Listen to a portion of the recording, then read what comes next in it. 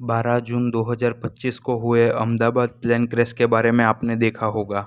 इस घटना में 241 पैसेंजर्स ने अपनी जान गंवाई है और एक पैसेंजर कुमार विश्वास बच गए हैं।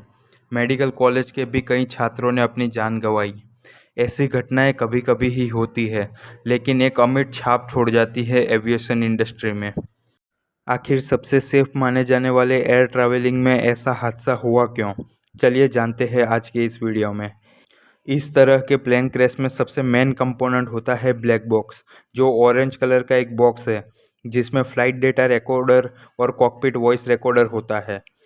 फ्लाइट डेटा रिकॉर्डर हर वो चीज़ एक फ़्लाइट के दौरान नोट करता है जो पायलट ने फ्लाइट के दौरान की हो, यानी कि V1 speed, rotate, altitude, flaps and slat setting, landing gear और कुछ भी जो पायलट ने उस दौरान किया हो। और कॉकपिट वॉइस रिकॉर्डर कॉकपिट में कैप्टन और फर्स्ट ऑफिसर और एयर ट्रैफिक कंट्रोलर में हुई बातचीत नोट करता है।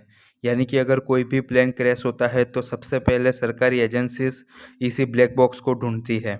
इसे एक्सट्रीम टेम्परेचर और प्रेशर को हैंडल करने के लिए ही बनाया जाता है, ताकि एक्सीडेंट के दौरान भी वह सुरक्षित रह सके। इस प्रकार का प्लेन क्रैश सबसे ज़्यादा जानलेवा होता है, क्योंकि यह टेक ऑफ के दौरान ही हुआ था और यह फ्लाइट बोइंग 787 ड्रीमलाइनर है, जो अहमदाबाद से लंदन के लिए जा रहा था, जिससे इसमें 1.25 लीटर के करीब फ्यूल भरा गया था। अगर कोई भी प्लेन हवा में कुछ खराबी में जाता है तो पायलट सबसे पहले फ्यूल को रिलीज़ करके क्रैश में होने वाले नुकसान को कम करने की कोशिश करते हैं, पर यहाँ 2 मिनट में ही सब कुछ हो गया तो उनको यह मौका ही नहीं मिला।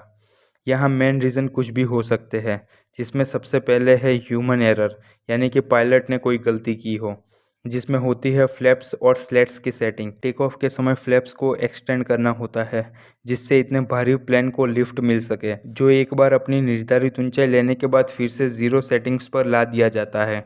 उसी तरह स्लेट्स प्लेन के विंग्स में आगे के हिस्से में होता है। अगर इस सेटिंग को अच्छे से ना किया जाए तो प्लेन अच्छे से लिफ्ट ही नहीं हो पाएगा।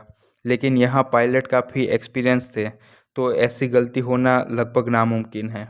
दूसरा है इलेक्ट्रिकल फेलियर, क्योंकि आज के समय में सभी कंपोनेंट इलेक्ट्रिक ही होते हैं, तो अगर इलेक्ट्रिक फेलियर हुआ है तो पायलट ने बहुत ही बुरी सिचुएशन का सामना किया होगा।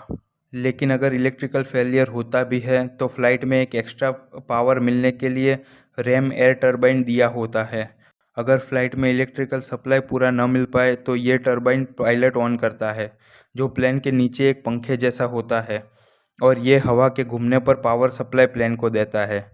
तीसरा रीज़न है इंजन फेलियर। किसी भी प्लेन में इंजन फेलियर हो सकता है, जो कॉमनली बर्ड स्ट्राइक्स की वजह से होता है, लेकिन एक इंजन पर भी इतना भारी प्लेन पूरा चक्कर लगा के फिर से ज़मीन पर लैंड कर सकता है, पर दोनों इंजन में बर्ड स्ट्राइक होना कोई आम बात नहीं है।